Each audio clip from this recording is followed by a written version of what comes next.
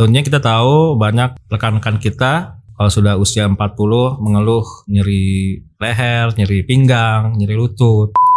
Masalahnya adalah ternyata pola hidup kita, lifestyle kita yaitu sedentary lifestyle. Itu yang mengakibatkan dengan sedentary proses regenerasi tidak berjalan dengan baik. Kita mengenal istilah jalan 10.000 langkah. Kenapa harus dilakukan itu?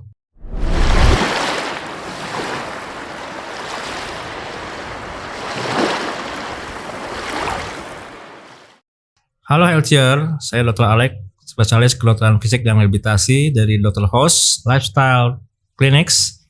Kita akan membahas tentang topik utama yaitu musculoskeletal medicine.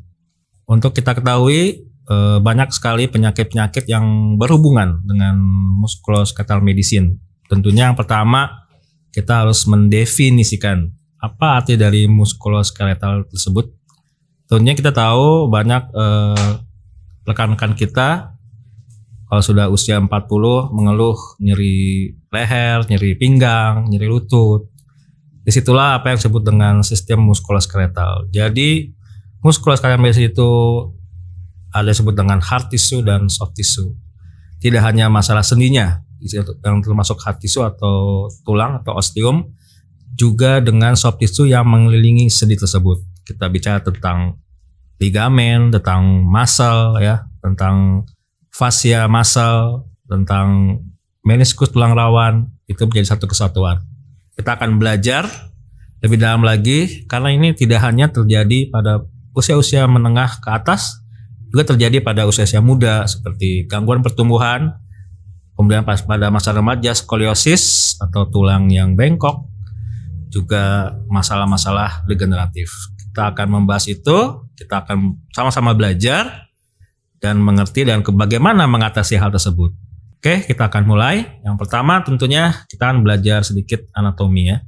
Jadi kalau kita berjalan itu adalah adanya pergerakan sendi. Semua sendi dari mulai sendi leher, sendi bahu, sendi punggung, kemudian pinggang, kemudian lutut, ankle ya. Semua bekerja sama, seluruh organ itu menjadi kesatuan. Kita akan bahas tentang sendi. Sendi adalah pertemuan dua tulang. Pertemuan dua tulang itu tidak hanya sederhana antara dua tulang saja, tapi juga bersama dengan soft tissue atau jaringan yang mengelilinginya.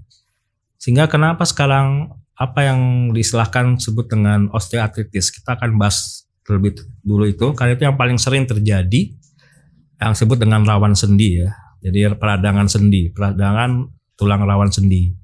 Itu artinya radang. Sebenarnya radang itu adalah proses regenerasi atau penyembuhan dari suatu sendi itu sendiri ya. Kalau kita lihat itis itu misalnya prosesnya ada 3. Inflamasi, kemudian proses proliferasi, remodeling, itu menjadi satu kesatuan. Karena pada saat tertentu kadang-kadang karena proses metabolisme, proses tadi itu terhenti di antara ketiganya. Inflamasinya saja atau dia proliferasinya aja, juga remodelingnya. Sehingga tubuh kita itu sebenarnya punya kemampuan regenerasi yang sangat luar biasa. Dan bagaimana untuk kita bisa melakukan regenerasi dengan baik, itulah yang perlu kita pahami. Tidak hanya saja masalah di dalam lingkup muskulus juga metabolismenya. Tapi pada saat ini saya akan membahas tentang masalah di muskuloskeletalnya saja ya. Jadi ada yang disebut dengan satu istilah yang disebut dengan ligamen tendinopati. Apa itu ligamen tendinopati? Itu adalah terjadinya penipisan dari ligamen atau urat yang mengelilingi tulang rawan dan tulang itu sendiri.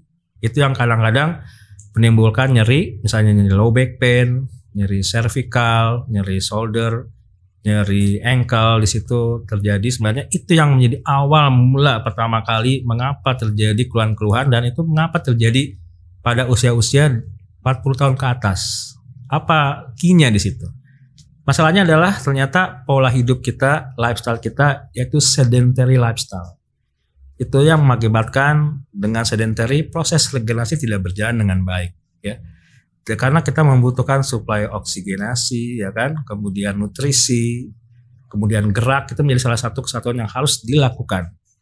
Kita mengenal istilah jalan 10.000 langkah. Kenapa harus dilakukan itu? Makanya itu masalahnya adalah bagaimana kita menggerakkan organ-organ tersebut itu untuk terjadi suplai nutrisi sehingga terjadi proses regenerasi menjadi berjalan seperti biasa. Makanya sekarang dengan kondisi seperti saat ini, sedentary lifestyle harus kita hadapin, kita lawan. Kita harus mulai membuat satu formulasi bagaimana kita melakukan gerak yang baik, formulasi bagaimana nutrisi yang baik, dan formulasi bagaimana kita mengaktifkan tubuh kita untuk dia melakukan self healing seperti itu. Oke, healthier. Jadi tadi mudah-mudahan apa yang saya bahas di awal itu tidak membuat pusing ya, karena kita akan membahas pelan-pelan ya, perlahan-lahan sehingga dimengerti. Mungkin nanti kita akan lebih fokus di episode selanjutnya. Oke, salam hangat dari saya. Lifestyle Clinics, healthier. See you.